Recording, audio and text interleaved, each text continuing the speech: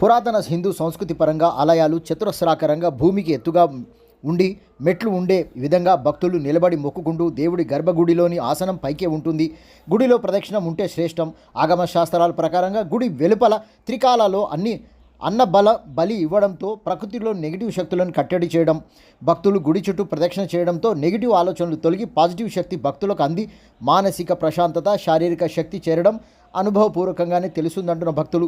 శక్తి కేంద్రాలుగా అమ్మవారి ఆలయాలు, ఆలయ ప్రాంగణంలో పూజలు, హోమాలు, అన్నప్రాసాలు, సామూహిక కుంకుమార్చనలు జరపడంతో గుడి పరిసర ప్రాంతం సుభిక్షంగా, శాంతికరంగా, ఎల్లప్పుడూ సామూహిక శక్తి కలిగి ఉంటుందని పరిశీలిస్తేనే తెలుస్తుందంటున్న భక్తులు.